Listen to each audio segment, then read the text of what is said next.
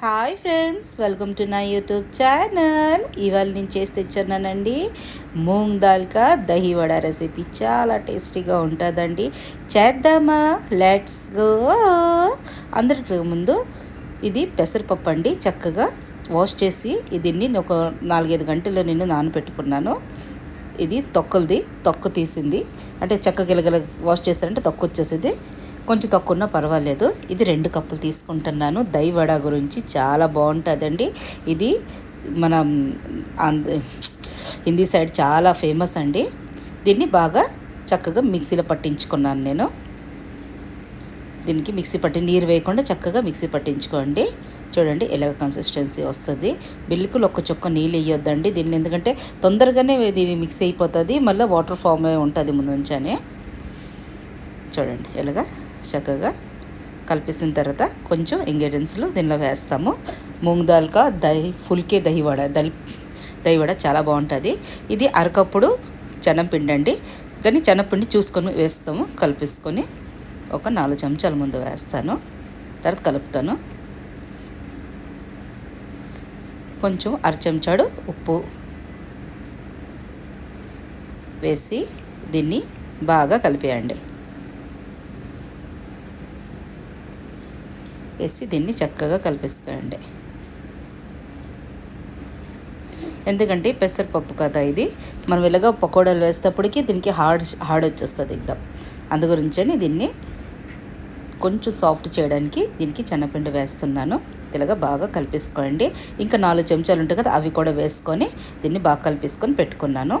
ఇది గ్యాస్ తెరిపి వెళ్దామండి. అక్కడ నేను నూనె కాగడానికి పెట్టేసుకున్నాను. లో టు మీడియం ఫ్లేమ్లోన నూనె కాగడానికి పెట్టేయండి. దాని తర్వాత స్పూన్ తోటి చిన్న ఇవి గారెల్లాగా వేసుకోండి. ఫుల్కేలు అంటారు దీనికి. మూంగ్ దాల్ కా దహీకి ఫుల్కేకి రెసిపీ ఇది. దహీ వడ కూడా అంటారు. చాలా బాగుంటుందండి. ఈ వేసవి కాలంలోన మనం చేసి పెట్టుకున్నామంటే కొంచెంలోనే ఇన్ని చాలా ఎక్కువ రెడీ అయిపోతాయి. ఎప్పుడైనా పిల్లలైనా ఇంట్లో హస్బెండ్ అయినా ఎవరైనా బయట నుంచి వస్తేప్పటికి వాళ్ళకి ఒక కటోరీ చేసి పెట్టామంటే చల్లగా చాలా బాగా అనిపిస్తుంది. ఒక్కసారి తప్పకుండా చేసి చూడండి. కొంచెం వెరైటీగా ఉంటుంది, ఇంకా టేస్టీ కూడా.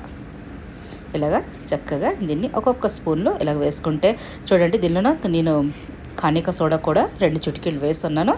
అది నేను చెప్పడం మర్చిపోయినాను. వేసుకుంటే సాఫ్ట్గా వస్తాయండి. ఒక 5 నిమిషాల తర్వాత దీనికి పల్లటి చేసుకోండి. వీళ్ళకి వేయగానే పైకి వచ్చేస్తాయి ఇవి. అంత హల్కాగా ఉంటాయి. అందుకు ఫుల్కే అంటారు దీనికి. అంటే తొందరగానే హల్కా అయిపోతాయి ఎగ్దం, అంటే చాలా ఇందుగా ఉంటాయి. ఇలాగ 5 నిమిషాల తర్వాత తీసేయాలి. ఎక్కువ కాగిన అవసరం లేదు. దీన్ని చక్కగా తీసేసుకోండి. చాలా టేస్టీగా, పైన కరకరలాడుతూ లోన సాఫ్ట్గా చాలా బాగుంటుంది. కావాలంటే ఒకటి ఇలా తిని చూడండి మీరు, చాలా బాగా అనిపిస్తుంది మీకు కూడా. ఇలాగా చేసుకోండి, చేసి తీసేసుకోండి. దాని తర్వాత రెండో బ్యాచ్ కూడా నేను వేసుకుంటున్నాను. అలాగా అన్నీ పూర్తిగా ఫుల్కాయలు వేసేసుకున్నాను. ఒక బాండీలోన ఒక 2 గ్లాసున్నర నీళ్ళు వేసుకోండి. అంటే ఒక బాటిల్, మనం నీళ్ళు తాగుతాం కదా, ఆ బాటిల్తో చూడండి. ఇలాగా 2 గ్లాసున్నర నీళ్ళు వేసుకోండి. వేడిగా చల్లటి నీళ్ళేనండి, నార్మల్ నీళ్ళు వేసుకొని దీనిలో ఒక 1/2 చెంచాడు ఉప్పు వేసుకోవాలి. వేసుకొని దీన్ని బాగా కలిపేసుకోండి. కలిపేసుకున్న తర్వాత ఈ మూంగ్ దాల్ తలక ఫుల్కేలు చేస్తున్నాం కదండి, అవి వేసుకుందాం. వేసుకుంటే సాఫ్ట్గా వస్తాయండి, చాలా బాగుంటాయి.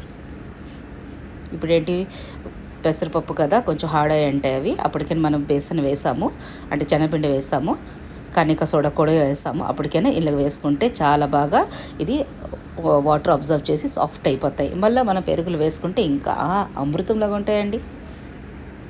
ఇలాగా చేసుకొని ఒక 10 నిమిషాలు పక్కన పెట్టిస్తే చక్కగా ఉబ్బిపోతాయి.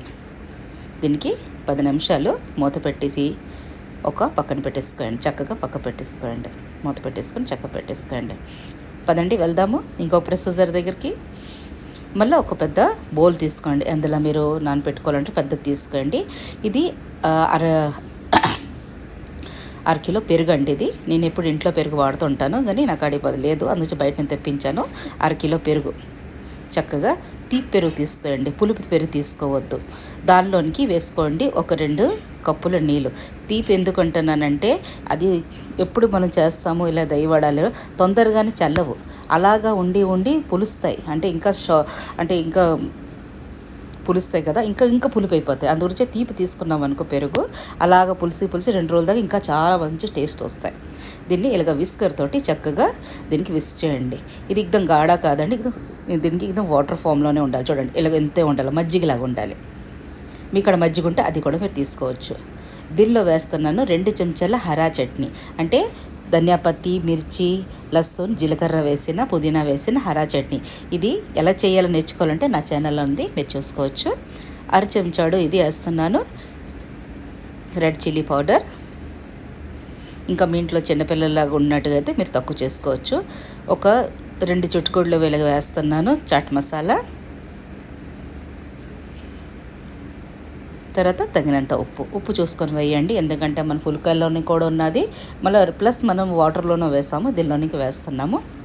వేసుకొని దీన్ని బాగా కలిపేసుకోండి. చూడండి ఎక్కువ కన్సిస్టెన్సీ ఉంచుకోవద్దు, ఎక్కువ థిక్ ఉండకూడదు, ఇలాగ ఉండాలి మజ్జిగలాగే.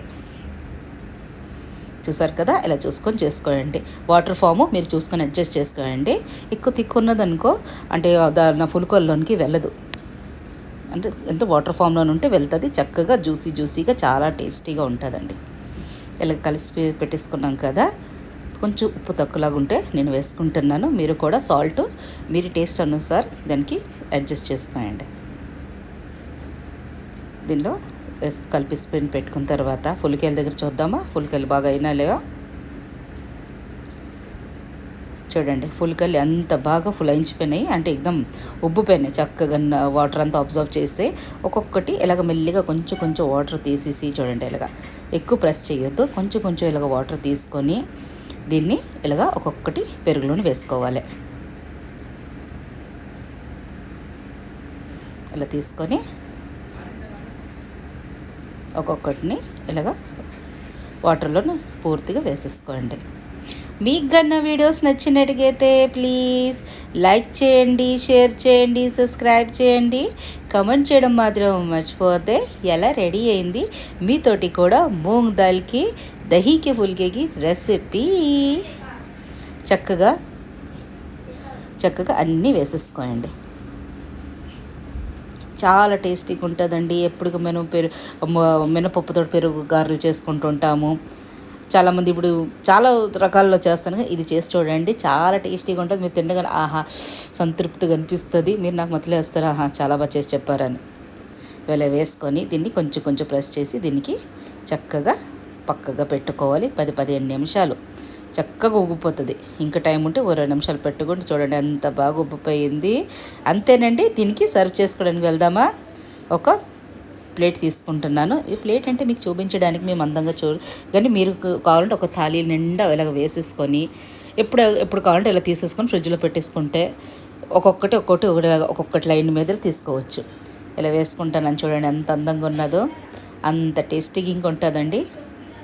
తప్పకుండా ఒకసారి చేసి చూడండి, మళ్ళీ నాకు కమెంట్ చేసి చెప్పగలరు ఎలాగ రెడీ అయింది. మీతోటి కూడా మూంగ్ దాల్కి దహీకే ఫుల్కేకి రెసిపీ. ఫుల్కా అంటే ఉబ్బిపోతుంది, అంటే తొందరగా ఉబ్బిపోతుంది దానికి ఫుల్కా అంటారు. దీనికి చల్లగా ఇలా నిండగా వేసుకొని ప్లేట్లలోన. అంతేనండి, దీనిలోనికి చట్కేదార్ చట్నీలు వస్తాయి చూడండి. పెరుగు ఎక్కువ వేయ అవసరం లేదు, ఎందుకంటే దీనిలో ఉబ్బిపోయి పెరుగు ఉంది కదా. చక్కగా బాగా దీనిలోనికి వేస్తున్నాను గ్రీన్ చట్నీ. చూడండి గ్రీన్ చట్నీ వేసుకున్నాను, తర్వాత మీఠీ చట్నీ వేస్తాను. మీఠీ చట్నీ కూడా నా ఛానల్లో ఉంది, వెళ్ళి చూసుకోవచ్చు మీరు.